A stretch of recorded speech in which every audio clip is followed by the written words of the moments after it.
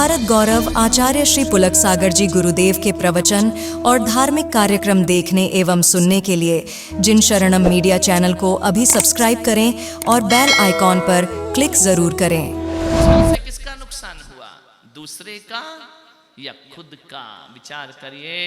रावण छल से सीता का हरण करने आता है, साधु का भेष बनाता है। आप बताओ नुकसान सीता का हुआ या रावण का नुकसान हुआ करता है? आप विचार, आप कहते वो आदमी मुझसे छल कर रहा, अरे करने दो ना, उसकी मर्जी है, वो छल करे कपट करे, तू कपट मत कर। क्योंकि सीता के सामने रावण यदि रावण के रूप में आता तो सीता का कभी हरण नहीं होता, लेकिन जब रावण छल से साधु का रूप बनाता है तो सीता भी धोखा खा जाती है। विचार करो, उस धोखे से, उस छल से नुकसान किसका हुआ? रावण का या सीता? अयोध्या बर्बाद हुई या लंका बर्बाद हुई? आपसे पूछना चाहता हूं। लंका हुई ना, 1 लख पूत 1.25 लख नाती, तहां रावण घर दिया ना। ध्यान रखना, रावण के घर में उसकी समाधि पर कोई दिया जलाने वाला नहीं था। और सीता जब राम के साथ अयोध्या लौटती है, सारी अयोध्या दीपावली के दीप जला दिया करती है, उनका स्वागत किया करती है। वो निश्चल भाव में जी रहे थे, वो छल भाव में जी रहा था। पारसनाथ निश्चल थे, निष्कपट थे, कपट में जी रहा था। नुकसान किसका हुआ? पारसनाथ का या कमठ का नुकसान हुआ? ध्यान रखना। रिजल्ट देखो, जैसा करोगे वैसा भरोगे। जो करना है करो। आप कहेंगे कि जो बेईमानी करते हैं, छल कपट करते हैं, वो आज धनवान है, उनके पास बहुत पैसा है, दिखता है, प्रत्यक्ष दिखाई देता है। लेकिन मैं आपसे इतना ही निवेदन करना चाहता हूं कि जो छल कपट से धन दौलत दिख रही है ना, उसे भी देखो। तुम चोरी करोगे तो ऐसा थोड़ी है कि भगवान तुमको शाम को सजा देगा। ऐसा कोई है क्या दुनिया में? किसी आदमी ने धोखा किया तो आप क्या सोचते हैं कि धोखा करने वाला आनंद में नहीं जी सकता है, मौज मस्ती में वो भी जी सकता है। बेईमानी से पैसा कमाएगा, हो सकता है कि ईमानदार के पास उतना बड़ा बंगला ना हो, उतनी बड़ी मोटर ना हो, कार ना हो, भवन ना हो, लेकिन ध्यान रखना, बेईमानी से अर्जित तो वह सब कुछ कर लेता है, छल कपट से अर्जित तो वह सब कुछ कर लेता है। लेकिन आप एक बात जीवन में ध्यान रखना, उसके पास बहुत कुछ है लेकिन छल से प्राप्त हुआ है। मानिए भाई, सोचें,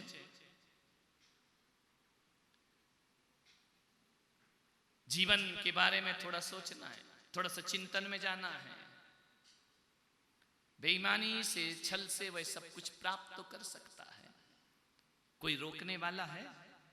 ऐसा कोई परमात्मा इस धरती पर है? जैनों का दर्शन देखो, और दर्शन तो कहते हैं कि भगवान तुम्हें दंड देगा, भगवान तुम्हें मारेगा, भगवान तुम्हें सजा देगा, भगवान तुम्हें नरक में डालेगा। जैन दर्शन ऐसा नहीं कहता है।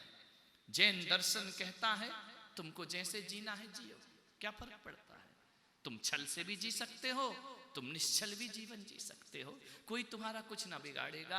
कोई हत्या करके भी खुशी मना सकता है और कोई अहिंसा में भी खुशी मना सकता है, कोई छल कपट से भी खुशी मना लेता है, कोई निष्कपट भाव से भी खुशी मना सकता है। कोई किसी, ऐसा कहीं सुना है आपने कि किसी ने दुकान में बेईमानी की और सवेरे उठ करके देखा तो उसका अंगूठा किसी ने काट दिया? ऐसा कभी देखा है क्या?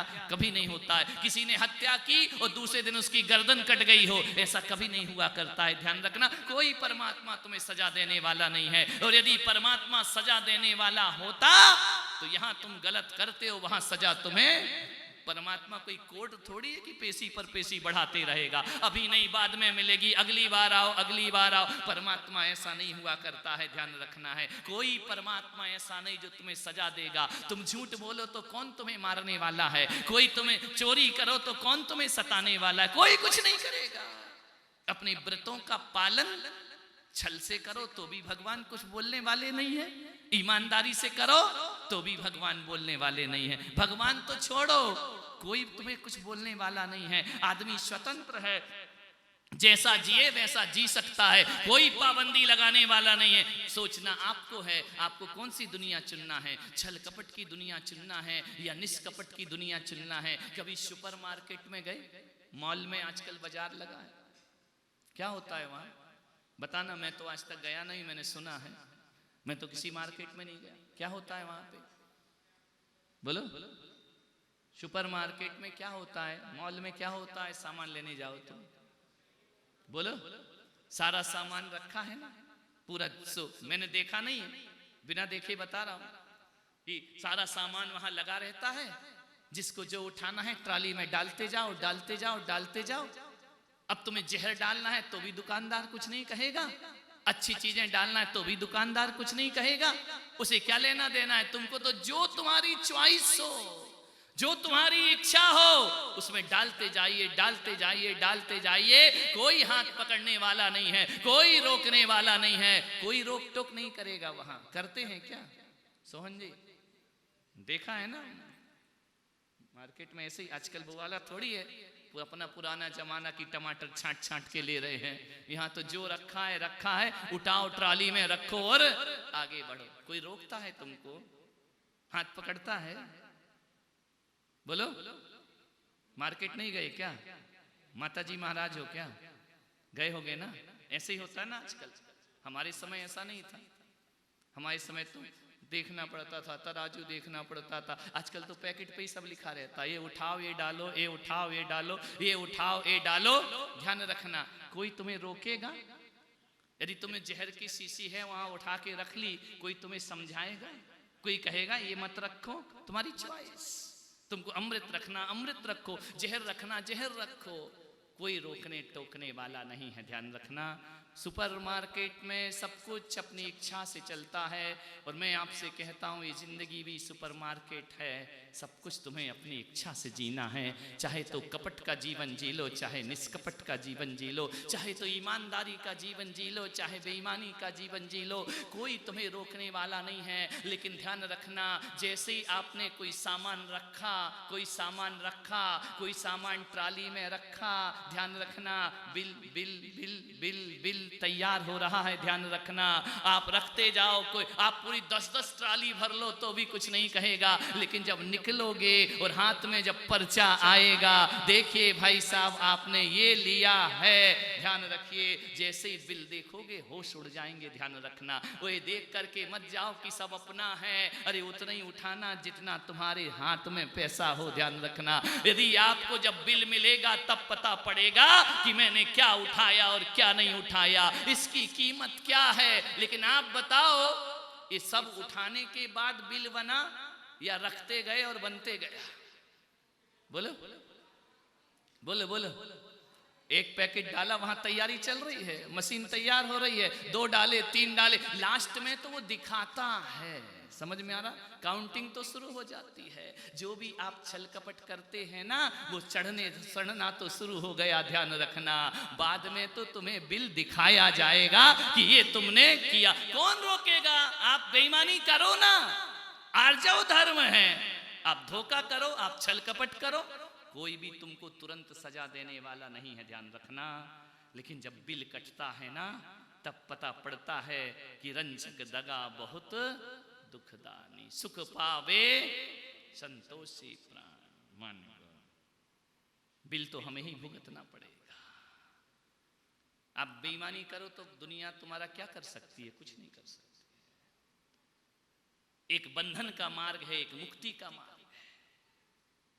ईश्वर यदि तुमसे कहे कि पाप मत करो, और मैं भी तुमसे कहूं कि पाप मत करो, तो कहते समय मैं इतना तो रखूंगा अपने दिमाग में कि 99% तो करेंगे। ध्यान रखना, करेंगे, कितना भी मना करो, 99% पाप करेंगे। 1% उम्मीद रख सकता हूं कि ये पाप नहीं करेंगे, 99% तो आप पाप करेंगे, फिर उसमें ना ईश्वर कुछ करेगा, ना गुरु कुछ करेंगे, ना भगवान कुछ करेगा। ध्यान रखना है। आपसे इतना ही निवेदन है, यदि मुक्ति चाहते हो तो इन चीज़ों को छोड़ दो, और बंधन चाहते हो इन चीज़ों को स्वीकार करते रहो। यह जैन धर्म इतनी बड़ी स्वतंत्रता देता है। वो नहीं कहता कि तुम मेरी शरण में आओ तो मैं पाप से मुक्त कर दूंगा। भगवान नहीं कहते मैं तुम्हें पाप की सजा दूंगा। कुछ नहीं करता जैन दर्शन का ईश्वर। वह तो सिर्फ कहता है कि अशुभ करोगे तो अशुभ फल पाओगे, और शुभ करोगे तो शुभ फल पाओगे। सरलता में जियोगे, सहज हो जाओगे, परमात्मा के दर्शन हो जाएंगे। ध्यान रखना, कोई पाबंदी नहीं है। शिविर में आप सब बैठे हैं, ध्यान रखिए, कोई दिक्कत नहीं। जैसा जीना है वैसा जियो, जैसा करना है वैसा करो। ना भगवान पाबंदी लगा सकता है, ना मैं पाबंदी लगा सकता हूं। लेकिन इतना बात ध्यान रखना, यदि सुख चाहते हो, शांति चाहते हो, परमात्मा की यात्रा करना चाहते हो तो निष्कपट भाव में आओ, और परमात्मा से दूर रहना चाहते हो तो छल कपट के भाव में जियो। एक बात याद रखना, अपनी जिंदगी में सुकून चाहिए, आनंद चाहिए तो आर्जव भाव में जीने का प्रयास करो। और यदि अशांति का वातावरण चाहिए, छल कपट के भाव में जियो। कोई तुम्हारा कुछ भी करने वाला नहीं है, कोई परमात्मा तुम्हें दंड या सजा देने वाला नहीं है। हमारे ही कृत्यों की सजा हमको मिला करती है, हमारे ही किए की सजा हमको मिला करती है। जैसा हम करेंगे वैसा ही हम भरेंगे। ध्यान रखना।